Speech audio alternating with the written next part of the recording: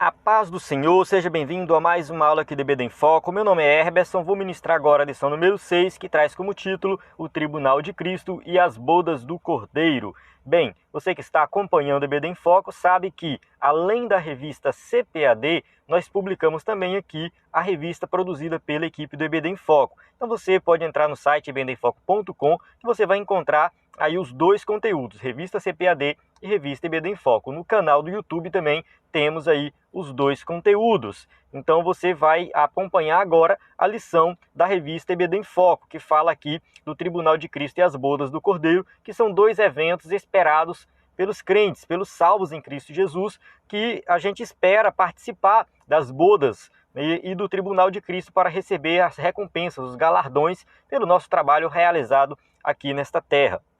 Então, esses eventos são muito importantes e o crente tem que estudar, tem que entender sobre esses eventos. A gente fala muito, a gente tem que esperar a volta de Jesus, realmente. Mas quando a gente fala esperar a volta de Jesus, a gente fala também de todos os acontecimentos que vão vir após a volta de Jesus. A gente falou do arrebatamento da igreja na lição anterior. Agora, a gente vai continuar aí para entendermos melhor o que acontece após o arrebatamento da igreja. É muito importante nós entendermos isso. O que vai acontecer após o arrebatamento. A gente vai falar depois da grande tribulação, a gente vai falar do juízo final, mas nessa aula aqui especificamente é sobre as bodas e o tribunal de Cristo. Vale ressaltar que você pode aí se aprofundar nesse tema comprando o nosso livro de apoio. O livro de apoio ele vai muito mais assim a fundo na lição. Você que está estudando, que está usando a lição na sua igreja, vale muito a pena, compensa muito você comprar o livro de apoio, porque é o conteúdo da revista, só que de forma muito mais profunda, muito mais detalhada, muito mais explicado. Então você pode adquirir aí na descrição do vídeo, tem um link para adquirir o livro de apoio. E temos também o livro dos 4 Cs da Educação Cristã, seja um educador cristão de excelência, que é para você melhorar como professor, aprender a preparar uma aula, enfim, ter uma didática melhor. Então, no livro Os 4 Cs, você vai aprender tudo isso. Vamos lá, temática em foco. A temática em foco diz o seguinte: a doutrina do Tribunal de Cristo deve nos motivar a uma vida de fidelidade e obediência à palavra de Deus, além de nos fazer examinar diuturnamente as motivações do nosso coração no serviço do reino de Cristo. Então, nós temos aí que entender essa questão da doutrina do Tribunal de Cristo de forma bem detalhada e fiel à palavra de Deus, para não nos confundirmos, porque alguns falam de purgatório, outros falam da salvação por obras, e tem uma certa confusão com relação a isso.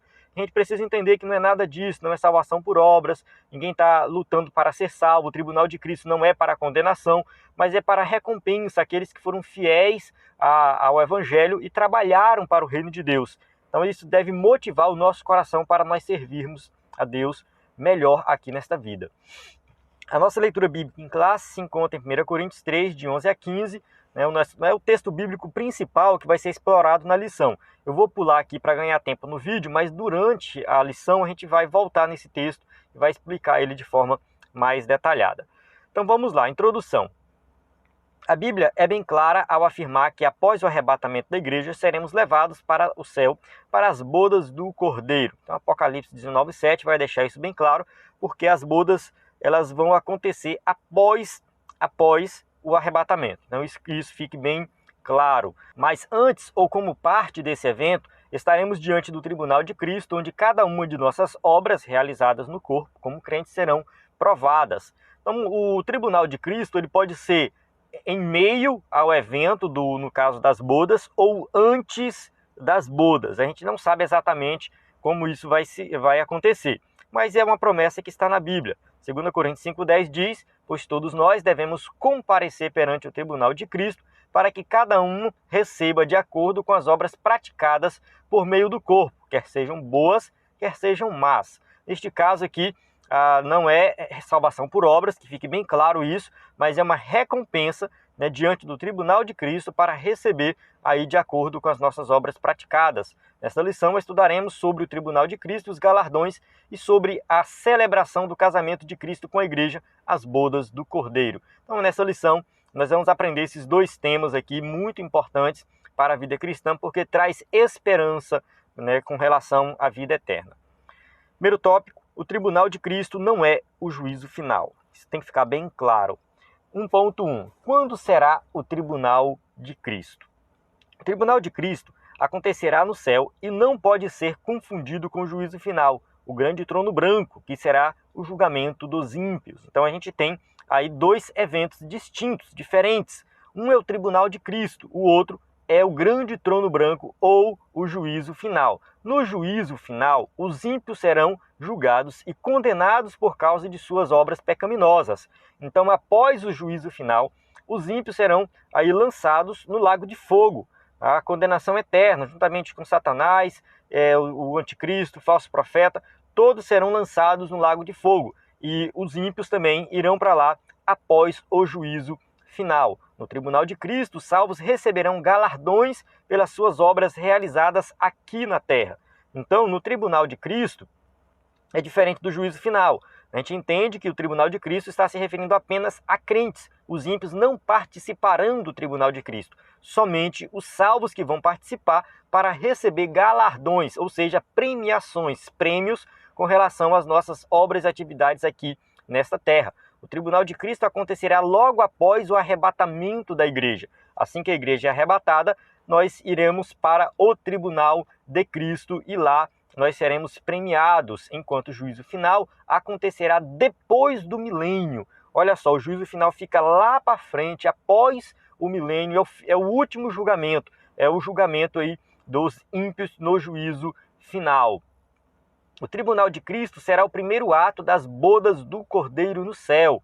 Apocalipse 19:7 fala: regozijemo-nos, vamos nos alegrar e dar-lhe glória, pois chegou a hora do casamento do Cordeiro e a sua noiva já se aprontou. Neste caso aqui, é uma figura de linguagem que é usada na Bíblia para se referir ao relacionamento de Cristo com a igreja. Então, neste caso, as bodas, que no caso aqui é um casamento, é o relacionamento de Cristo com a igreja, é o encontro de Cristo com a igreja. Era muito comum, no caso, nos tempos da igreja primitiva, usar essa figura de linguagem para se referir a um encontro muito importante, algo que realmente tinha uma festa, tinha alegria. Então aqui está falando de alegria, de dar glória. Vai acontecer o que? O grande casamento, o grande encontro de Cristo com a igreja.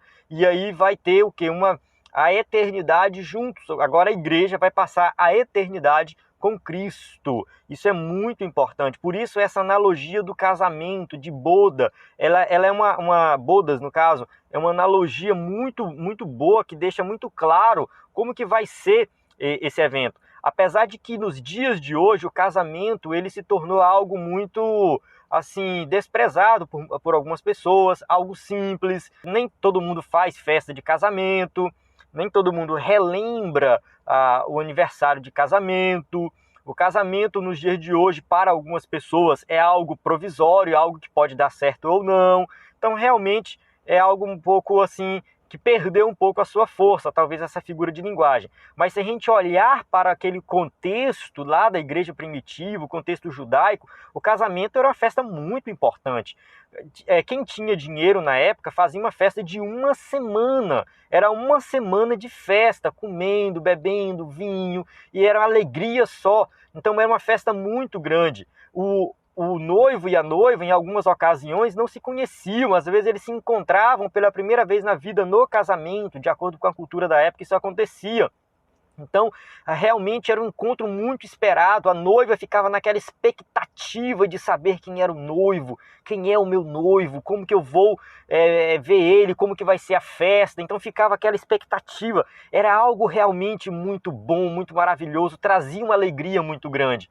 Então a gente tem que entender essa questão das bodas do Cordeiro nesse contexto, no contexto lá judaico da igreja primitiva, onde realmente o casamento trazia essa expectativa muito grande. E é assim que a igreja tem que viver hoje. A igreja tem que viver nessa expectativa de encontrar com o noivo e sabendo que esta festa vai ser algo realmente maravilhoso.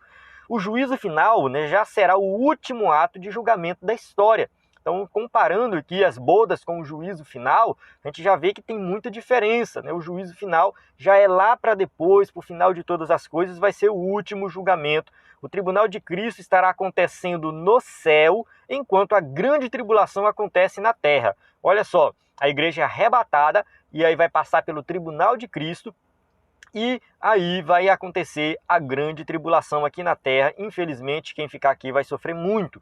O tribunal do juízo final não será nem no céu nem na terra. A gente não sabe como que vai ser. O Apocalipse 20:11 fala assim, ó: depois vi um grande trono branco e aquele que nele estava assentado. A terra e o céu fugiram da sua presença e não se encontrou lugar para eles. Então aqui também a gente pode entender como sentido figurado, mas significa que vai ser num local que a gente não sabe, nos ares, não sei, mas isso aqui é o juízo final. Como será feito o julgamento? Vamos lá. Tribunal. A palavra tribunal do grego, bema, se refere a uma plataforma elevada de arbitragem e recompensa. Então era muito comum no mundo antigo ter ali alguém que executava um julgamento, fazia um julgamento diante das questões da sociedade. Geralmente essa pessoa ficava realmente num local mais elevado. O tribunal de Cristo será um dia de inspeção que provará o grande valor eterno de nossas obras feitas no corpo como cristãos salvos. Olha só, 2 Coríntios 5:10, a gente já leu, vale a pena ler de novo aqui, né? Pois todos nós devemos comparecer perante o tribunal de Cristo para que cada um receba de acordo com as obras praticadas por meio do corpo, quer sejam boas, quer sejam más. Então está falando de obras praticadas hoje, que estamos vivendo hoje. Como crentes salvos em Cristo Jesus, nós devemos trabalhar para o reino de Deus e aí nós seremos recompensados aí quando chegarmos lá no céu. Será um julgamento meticuloso, nada ficará encoberto e tudo será provado pelo fogo. 1 Coríntios 3:13, sua obra será mostrada, porque o dia a trará a luz, pois será revelada pelo fogo, que provará a qualidade da obra de cada um. Então essa passagem aqui ela vai falar da questão da obra que vai ser provada pelo fogo para saber se essa obra realmente tem qualidade. Será um julgamento revelador, não de pecados, mas sim das motivações. Vale ressaltar que no tribunal de Cristo não vai ser julgado o pecado de ninguém. Os nossos pecados já foram pagos lá na cruz do Calvário, ponto final. Não temos mais pecados para serem julgados no tribunal de Cristo. Vai ser julgado ali as nossas motivações das obras realizadas. Nos tribunais humanos são julgados apenas as obras, a atitude, aquilo que a pessoa fez.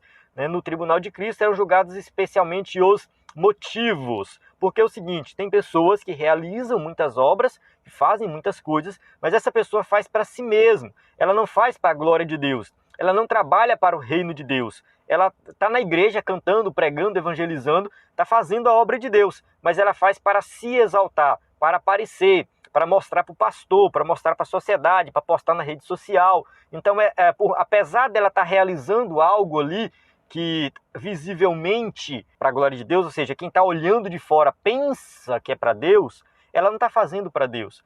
Pode ter fruto essa obra? Pode sim, porque a obra é de Deus, é Deus que vai abençoar, é Deus que vai produzir os frutos, é Deus que vai fazer crescer.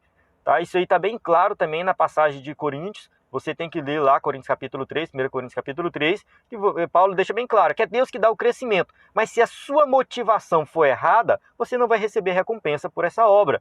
Tá? Então vai ser também retribuidor, será um lugar de recompensa e de reconhecimento para os salvos. Então nós iremos receber recompensa pelas nossas obras realizadas, mas Deus vai olhar o motivo, a motivação daquela obra realizada. 1.3. O que será submetido à prova ante o tribunal? Segundo Ciro Sanches e Borde, o crente passará por 3 julgamentos em sua vida. O primeiro julgamento é, no passado, o crente foi julgado em Cristo, no Calvário. 2 Coríntios 5:21. Ou seja, nossos pecados já foram lançados sobre Cristo e em Cristo nós somos julgados e os pecados foram pagos ali. Cristo pagou o preço do pecado. No presente, ele é julgado como filho de Deus. 1 Coríntios 11:31. Ou seja, hoje, como salvos em Cristo, nós temos que viver uma vida de santidade. No futuro, no tribunal de Cristo, será julgado como servo de Deus. 2 Coríntios 5:10. Então, nós chegamos lá, diante de Deus, servimos a Deus e agora vamos apresentar o resultado do nosso trabalho, da nossa servidão. Será submetido à prova a nossa mordomia cristã. Ele julgará a administração do nosso corpo. 1 Coríntios 6:19. Ou não sabeis que o vosso corpo é o templo do Espírito Santo, que habita em vós, proveniente de Deus, e que não sois de vós mesmos? Ou seja, aquele crente que reconheceu que o seu corpo pertence a Deus para fazer a obra de Deus e glorificar o nome de Deus, esse sim vai ser julgado, né, de acordo com que ele usou o seu corpo, e aí Deus vai ali executar o julgamento baseado no que ele fez em relação ao seu corpo, né? Ele glorificou e usou o seu corpo para glorificar a Deus. Nossa liberdade, 1 Coríntios 6,12, todas as coisas me são lícitas, mas nem todas as coisas convêm. Todas as coisas me são lícitas, mas eu não me deixarei dominar por nenhuma. Então também nós temos liberdade para agir como quisermos, mas nós temos que saber também, né, o que fazer, o que escolher, porque eu não posso me deixar dominar por qualquer coisa. Nosso tempo, Efésios 5,16, reminhando o tempo, porquanto os dias são maus. Então tem muita gente usando o tempo da forma errada. Muita gente fala, eu não tenho tempo de orar, eu não tenho tempo de ler a Bíblia, mas passa 2, 3 horas nas redes sociais. Será que você não tem tempo ou você não está sabendo usar o seu tempo? Nossos talentos, 1 Pedro 4,10, cada um administra aos outros o dom como o recebeu, como bons despenseiros da multiforme graça de Deus. Então todos nós recebemos dons de Deus. Esses dons, eles podem ser algo mais sobrenatural, como o dom de cura, por exemplo. Pode, mas pode ser algo assim aparentemente mais natural, uma pessoa que tem um talento para cantar, para tocar um instrumento. Querendo ou não, ali foi Deus que te deu também. Então Deus te deu o dom para cantar, use isso para a glória dele. Deus te deu o dom para tocar, deu o dom para visitar, para cuidar de doentes. Não importa o que Deus te deu, use isso para a glória de Deus, para a obra de Deus. Então administre aquilo que Deus te deu. Deus te deu, você pode, eu nasci com isso, mas foi Deus que te deu, tá? Ele fez com que você nascesse com aquela habilidade, e você tem que usar essa habilidade para a glória de Deus. Nossos bens, mas Deus lhe disse, louco, esta noite te pedirão a tua alma, e o que tens preparado para quem será? Lucas 12:20. Uma passagem também muito importante, que aí fala do rico insensato, que só pensou em acumular bens. Mas nós temos que usar os nossos bens também para a glória de Deus e reconhecer que foi Deus que nos deu o trabalho ministerial que Ele nos entregou. Romanos 12:6, de modo que, tendo diferentes dons segundo a graça que nos é dada, se é profecia, seja ela segundo a medida da fé. E aí você pode continuar a leitura de Romanos 12, que você vai entender melhor. Mas o que Deus te deu, em termos de ministério na igreja, você também tem que usar isso e vai ser julgado. Então tudo isso vai ser julgado, vai ser apresentado lá no tribunal de Cristo. Vale ressaltar que o que será julgado serão nossas obras e motivações, não nossos títulos. Tem gente que acha que o fato de ser pastor, evangelista, diácono, presbítero, bispo, apóstolo, ou enfim, qualquer outro título aí, vai fazer alguma diferença lá no céu. Não vai, tá? Não vai. Vai ser de acordo com aquilo que você recebeu e a atividade que você realizou. É assim, alguém que foi chamado para ser pastor, ele tem uma função. Ele tem que executar aquela função dele com responsabilidade, sob a unção do Espírito Santo, e ser fiel àquilo que ele foi chamado. E ele vai ser recompensado de acordo com isso. Aquele que foi chamado para ser porteiro, ele vai ser recompensado de acordo com o seu trabalho de porteiro que ele executou com excelência. Então, quando chegar no céu, o porteiro, ele pode receber o mesmo galardão que um pastor, que um evangelista. Alguém pode falar, mas isso não faz sentido. O pastor que prega para milhões de pessoas e ganhou não sei quantas milhões de almas, ele não vai ter uma recompensa maior? Não. Ele não vai ter uma recompensa porque a recompensa não é baseado na quantidade de almas que você ganhou. Porque quem faz isso é o Espírito Santo. Nós só temos a obrigação de pregar, de chegar lá e fazer a obra, pregar o evangelho. Quem vai convencer o pecador do pecado, quem vai fazer o pecador se arrepender, é o Espírito Santo, não somos nós. Então nós não somos nada em relação a isso. O que nós temos que fazer é ir lá e fazer a obra. Então se você prega e 1000 pessoas se convertem, se você prega e ninguém se converte, não importa, a recompensa é a mesma. Por quê? Porque é o Espírito Santo que vai fazer a pessoa se converter. Então, não fique essa ideia de que você vai ganhar o galardão de acordo com o número de almas que você ganhou. Não existe isso. Tá? Deus vai te recompensar pelo fato de você ter realizado o seu trabalho. Não existe título em relação a título. Porque eu não sou pastor, não sou evangelista, eu sou apenas um membro da igreja. Mas Deus vai te recompensar de acordo com aquilo que Ele te deu. A capacidade que você tem de realizar. É assim que acontece a recompensa. No tribunal de Cristo, muitas das coisas de que os crentes se gabam nesta vida foram feitas para eles próprios e não para Cristo. Muita gente realiza, isso eu já falei anteriormente, muita gente realiza vários trabalhos, mas faz com egoísmo, para aparecer, para mostrar para os outros, para postar na rede social. Isso aí ele já recebeu o seu galardão, já foi recompensado aqui na terra. Lá no céu não vai ter nenhuma recompensa dessa atividade para ele. Amém? A gente encerra aí o tópico 1, vamos para o tópico 2. Os galardões e os galardoados. O que será os galardões? Quem será galardoado? Tópico 2.1 aí, né? Vamos lá. O tema recompensas, no caso do grego mistos, é um conceito frequente no Novo Testamento, e tanto Jesus quanto os apóstolos fizeram uso dessa expressão. Eu coloquei aqui algumas passagens que você vai encontrar a palavra do grego, do original mistos, né, que às vezes é traduzido como recompensa, como prêmio, como alguma coisa do tipo assim, voltado para essa parte. Então eu recomendo você, se tiver com tempo, aí dar uma lida nessas passagens. Tem outras também, coloquei só algumas aqui. Mas vamos para o nosso contexto, né? O que serão esses galardões, essas recompensas? Quando usa a palavra mistos aí, né? Recompensa nesse contexto, o que significa isso? Para muitos teólogos, os galardões não serão coisas físicas, porque muita gente pensa assim, eu vou chegar no céu, eu vou receber uma recompensa. Eu vou receber o quê? Uma casa melhor lá no céu? Não sei nem se vai ter casa lá, mas enfim, talvez sim, né?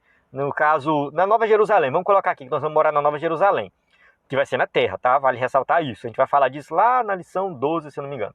E aí, a gente vai receber recompensa. Uma casa melhor, né? Morar na rua de ouro, o outro vai morar na rua de prata. Será que é isso, né? Tem gente que vai muito nesse sentido, mas eu não penso assim. Eu acho que não é bem desse jeito. Alguns teólogos defendem que serão posições ou níveis de intimidade com Deus. Isso também é conjectura. A gente não sabe, a Bíblia não fala de forma explícita sobre isso. O que serão as recompensas? O que vai ser isso lá no céu?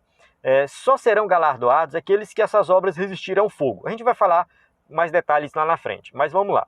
Ciro Sanches e Borde afirma que a coroa dada no tribunal de Cristo simboliza bem essa ideia de posição no reino de Deus. 1 Pedro 5,4 fala: quando se manifestar o Supremo Pastor, vocês receberão a imperecível coroa da glória. Apocalipse 3,11 fala: venha em breve, retenha o que você tem, para que ninguém tome a sua coroa. Dentre outras passagens que a gente vai ter aí sobre coroa. O termo coroa alude figuramente à posição, domínio e poder. Então, tem gente que fala assim, nós vamos receber uma coroa e cada alma que você ganhar vai ter uma pedrinha na sua coroa. Isso não é bíblico, tá? Isso não está na palavra de Deus e não sabemos se vai ser isso. E como eu falei anteriormente, a nossa recompensa não vai ser baseada no número de almas que nós ganhamos, mas vai ser baseada no trabalho que nós realizamos. Quando nós realizamos, trabalhamos para o reino de Deus de forma, como vou colocar assim, fiel a Ele, de forma humilde, reconhecendo que Ele é que faz as coisas, que a obra é para a glória dEle e não para a glória nossa, aí sim nós seremos recompensados. E quando a Bíblia fala coroa, não necessariamente vai ter uma coroa física, mas a palavra coroa traz essa ideia de domínio, de poder, de posição.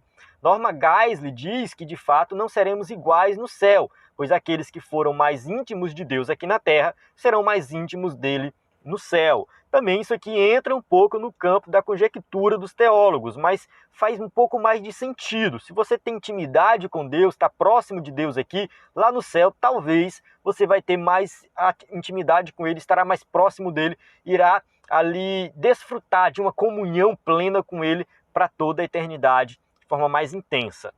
2.2. As obras. Vamos falar sobre as obras. Segundo 1 Coríntios 3,12, as nossas obras podem ter 6 valores diferentes. Vamos lá. Ouro, prata, pedra preciosa, madeira, feno e palha. A Bíblia não diz o que significa cada uma desses valores aqui, desses objetos com relação às obras. Não dá detalhes. O que é uma obra que é de ouro? O que é uma obra que é de prata? O que é uma obra que é de pedras preciosas? Então a gente entrou aqui num campo um pouco também de especulação, de conjectura, tá? Que pode ser que seja assim, pode ser que não. Mas vamos lá. Eurico Bergsten, assim, eu coloco assim, a gente entrou baseado nos teólogos, tá? Aqui a equipe DBD em Foco fez questão de pegar livros e artigos e revistas de teólogos, que principalmente da Assembleia de Deus, que defendem a visão da Assembleia de Deus, pessoal que tem bagagem, que tem livro escrito, que, enfim, a gente vai seguir aqui nesse sentido. Ouro, segundo Eurico Bergsten, o ouro simboliza as coisas de procedência divina. Ele também não dá muitos detalhes como isso, mas obras que a pessoa fez e realmente ela reconheceu que ali é Deus que está agindo. Então alguém que realiza uma obra que tem valor de ouro, né, aqui ele está realizando uma obra realmente voltada para o mundo espiritual, algo que ali ele colocou Deus na frente e falou, é Deus, é o Senhor que está no comando. A prata, segundo ele também, simboliza a redenção feita pela fé em Cristo. Tá? Então aqui também Eurico Bergsten não entra muito em detalhes, mas aqui talvez relacionado à obra de salvação, pregação do evangelho.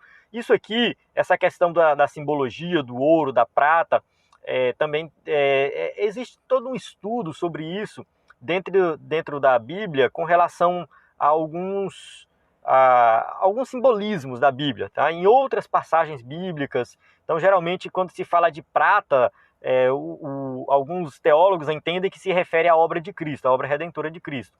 Pedras preciosas, que também significam o quê? Obras realizadas pelo poder do Espírito Santo. Tá? Então, aqui a gente tem esses três significados.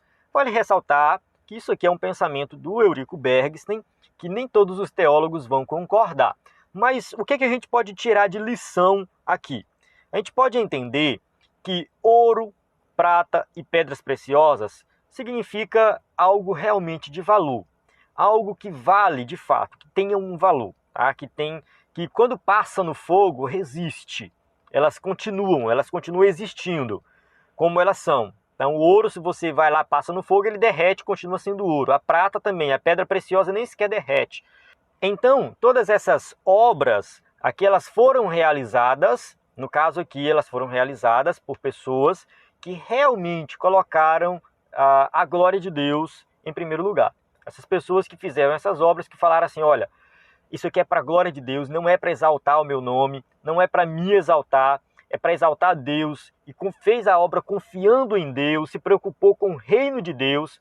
Não importa qual seja a obra, se foi cantar, se foi pregar, se foi evangelizar, se foi visitar, não importa o que foi realizado. Foi para a glória de Deus, para o reino de Deus, e por esse motivo, essas obras elas têm valor. A pessoa confiou realmente em Deus. Madeira, né? O que seria uma obra de madeira? Simboliza as coisas humanas, pois cresce por si mesma. Da mesma forma que, né, no caso, a madeira seria uma obra que, quando ela passar pelo fogo, ela vai queimar, ela vai mudar o formato, ela vai meio que deixar de existir, né? Pelo menos naquele formato de madeira, vai virar cinza, vai subir fumaça, enfim.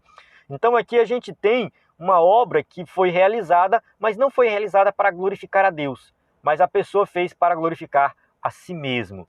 Feno, que seria uma obra de feno, simboliza tudo que carece de renovação.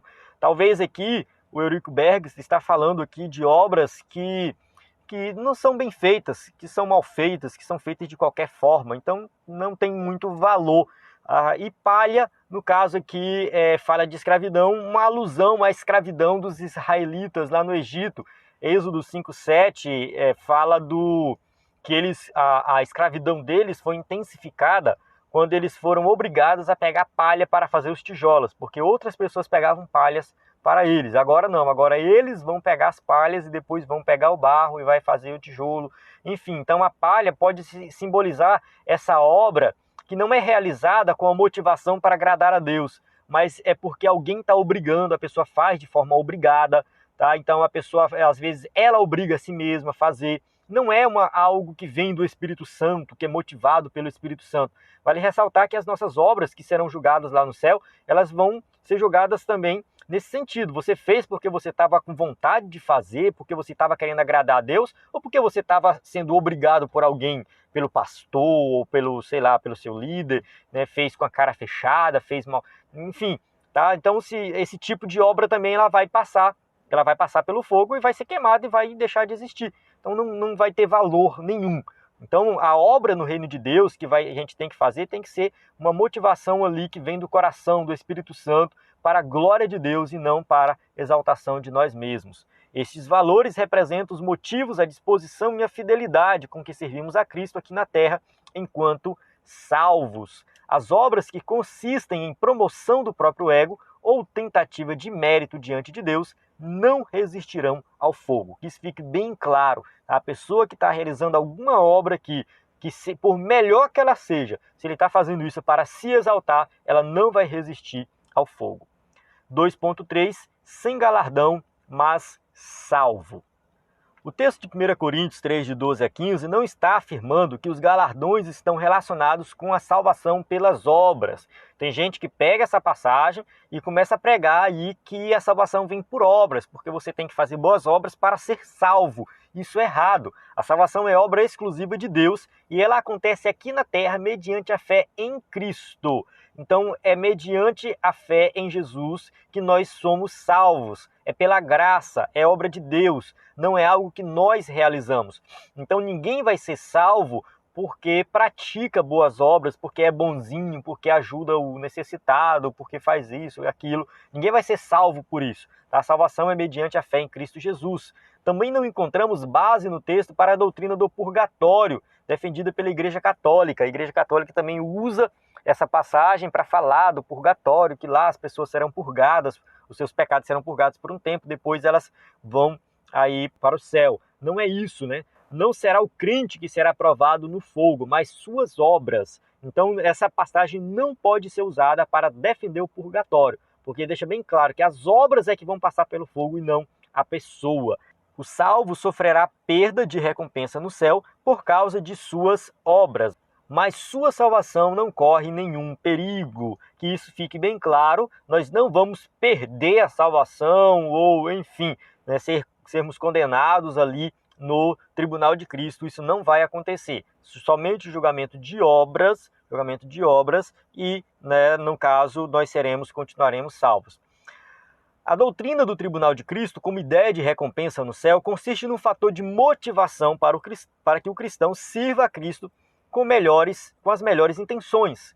Então a ideia é que nós possamos servir a Jesus com uma boa intenção, tá? Que aqui as obras realizadas aqui nessa terra, que nós possamos fazer isso para a glória de Deus com uma boa intenção e não para exaltar a nós mesmos, tá? Mas sem a preocupação de naquele dia perder a salvação. Tem que ter isso também. Porque eu vou perder a salvação porque minha obra não teve uma boa motivação. Não é bem isso, não vai acontecer. As bodas do Cordeiro, tópico 3 aí. 3.1. O que será? Será o casamento de Cristo com a igreja. A literatura veterotestamentária nos apresenta Deus como esposo e Israel como esposa. Vamos ver aqui. Isaías 54:5. Pois o seu Criador é o seu marido. Oséias 2:16. Naquele dia, declara o Senhor, você me chamará meu marido, não me chamará mais meu Senhor. Então, essa figura de linguagem de comparar Deus como o noivo, o marido, e o seu povo como a noiva ou a esposa é desde o Antigo Testamento. Como eu expliquei no começo, isso tem relação aí com o contexto da época, onde o casamento era algo muito importante, a festa de casamento também era algo muito importante. O Novo Testamento nos apresenta Jesus como noivo e a igreja como noiva. Eu os prometi a um único marido, Cristo, querendo apresentá-los a ele como uma virgem pura. Então, 2 Coríntios 11:2 e outras passagens do Novo Testamento vai usar esta figura de linguagem. Se a igreja é a noiva e Cristo o noivo, espera-se que um dia eles se casem, e este dia certamente chegará. É por isso que usa a figura de linguagem bodas do Cordeiro, que seria o casamento de Cristo com a igreja. Essa questão do casamento, ela tem a ver com a espera, com a expectativa, porque a noiva, ela ficava na expectativa de encontrar com o noivo. Ela nunca tinha visto o noivo, ela já ouviu falar do noivo, ela pegou detalhes do noivo, da família do noivo, mas ela não conhecia o noivo. E aí, quando ela chegava no dia do casamento, ela estava ali naquela expectativa de encontrar-se com o noivo e conhecer ele de forma mais íntima. E é assim que a igreja tem que se comportar. A igreja, que somos nós, os salvos em Cristo, nós temos que viver na expectativa de um dia nos encontrarmos com o noivo. E este encontro, essa festa que vai acontecer é chamado de bodas do Cordeiro. O texto diz assim, regozijemo-nos, vamos nos alegrar e dar-lhe glória, pois chegou a hora do casamento do Cordeiro e a sua noiva já se aprontou. Foi-lhe dado para vestir-se linho fino, brilhante e puro. O linho fino são os atos justos dos santos. Apocalipse 19, 7 e 8. Por essa descrição, deve ser um evento muito especial e aguardado. Nós temos que esperar esse evento com uma expectativa muito grande e nos alegrar com ele, tá? Mesmo antes dele acontecer. Cada crente deve estar preparado para a chegada daquele grande dia. Então nós temos que estarmos aí preparados.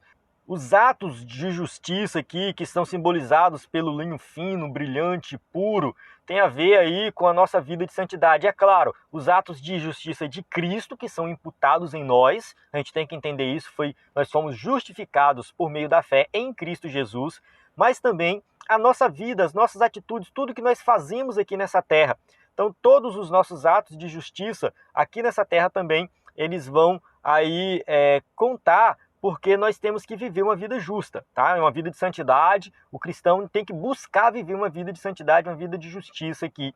E isso vai ser representado lá como linho fino, brilhante e puro. Mas, continuando, 3.2 fala assim, quando será?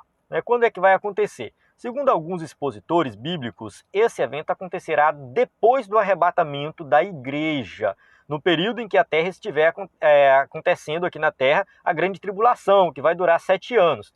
Aí o que acontece? A questão toda é que alguns teólogos entendem que as bodas vão ser para a eternidade. É um evento da eternidade. Outros entendem que é um evento específico, que vai acontecer durante esse período de grande tribulação. Então vai ter um evento em si específico lá nas bodas do Cordeiro. Neste caso, nesse meio termo, o anticristo vai governar aqui na terra, Israel será corrigido e as nações serão punidas. Se pensarmos nas glórias que lá hão de ser reveladas, é motivo de estarmos preparados para então participar desse glorioso evento. Então a igreja de Cristo, ela tem que participar desse evento. Se você é crente, é salvo em Cristo Jesus, quer participar desse evento, você tem que viver nessa expectativa, sendo fiel a Deus, sendo uma pessoa justa e crer em Jesus como Salvador, tá? Confiar sua salvação nele, não nas suas próprias obras. Então participar desse evento maravilhoso é algo que está reservado à igreja que é fiel a Deus. Com certeza será muito melhor estarmos diante de Cristo e não na terra, porque aqui acontecerá o pior momento da história. Então vai ser muito melhor estar participando das bodas do Cordeiro, do tribunal de Cristo, do que estar vivendo aqui na grande tribulação. Então você que é salvo em Cristo Jesus, viva nessa expectativa e procure viver uma vida de santidade. Confie a sua salvação em Cristo e não nas suas obras, para que você possa participar desse evento maravilhoso. Onde é que vai ser esse evento? Onde será? Olha só, os eventos de Apocalipse 19 a 22 estão em ordem cronológica. Eu coloquei aqui, eu não vou fazer essa leitura aqui, mas você pode pausar o vídeo e dar uma conferida, ou então, quem sabe, você lê de Apocalipse 19 a 22 para entender melhor. E aí, seguindo essa ordem cronológica de Apocalipse, fica claro também que as bodas ocorrerão no céu antes de que Cristo se manifeste em poder e grande glória para derrotar o anticristo e seu exército. Olha só, voltando aqui na imagem, tá? A vinda de Jesus em glória, é Apocalipse 19, 11 a 16. E a igreja glorificada é antes, 19, de 1 a 10. Então, a gente entende o seguinte, que antes de Cristo vir em glória, vai acontecer as bodas. Tá? Quem vai participar das bodas são salvos que vão ser arrebatados antes da grande tribulação. Os salvos da grande tribulação, segundo esse entendimento aqui, não participarão das bodas. Eles serão salvos, eles vão morar na Nova Jerusalém, vão herdar a vida eterna, mas eles não participarão das bodas. tá? Dessa festa específica que vai acontecer enquanto estiver durando aí a grande tribulação. Vai ter salvos durante a grande tribulação, mas eles não participarão das bodas, eles vão herdar a vida eterna. Santos de todos os tempos se reunirão para essa magnífica celebração. Então todos os salvos de todas as épocas vão participar. Lá no céu vamos poder conhecer todos os heróis da fé, sejam eles da antiga aliança, como Abraão, Isaac, Jacó, bem como os da nova aliança, como Paulo, Pedro, João. Então nós vamos conhecer essas pessoas que fizeram a obra de Deus de todas as épocas. Nós vamos estar com eles lá, nós vamos conhecer uns aos outros. Muita gente questiona, por que nós não vamos conhecer ninguém lá no céu? Ninguém vai se conhecer. Não faz sentido isso. Eu viver tudo isso aqui, ser salvo em Cristo, chegar lá e não conhecer ninguém, eu deixei de existir se eu deixo de lembrar das coisas. Então a gente tem que entender que o céu ele vai ser uma coisa assim, uma continuação da nossa vida. Tá? A vida eterna com Cristo, na Nova Jerusalém, é uma continuação daquilo que já estamos vivendo aqui. É claro que num estado diferente, no corpo glorioso, num entendimento muito melhor das coisas. A gente vai tratar desse assunto lá na lição 12. A gente vai falar do estado eterno dos salvos e dos ímpios.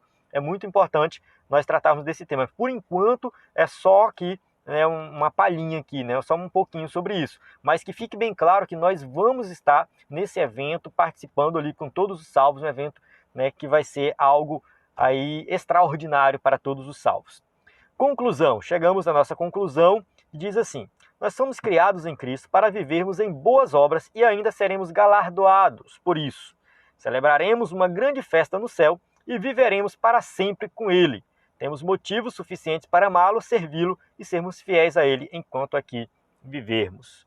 Que fique bem claro que nós, como crentes em Cristo Jesus, já somos salvos, não vamos perder a nossa salvação lá no tribunal de Cristo. O tribunal de Cristo vai ser para julgar as nossas obras e nós receberemos galardões, ou seja, prêmios. Esses prêmios não sabemos exatamente o que eles serão, muito provavelmente posições no céu, alguma coisa do tipo. No entanto, a gente precisa chegar lá primeiro, né? Para chegar lá, nós temos que viver aqui nessa terra uma vida de santidade, buscar aí confiar a nossa salvação em Cristo Jesus, não nas nossas obras, e praticar a justiça. É isso que Deus espera de nós. Nós iremos participar sim dessa festa e teremos a eternidade para regozijar com o Pai, o Filho e o Espírito Santo.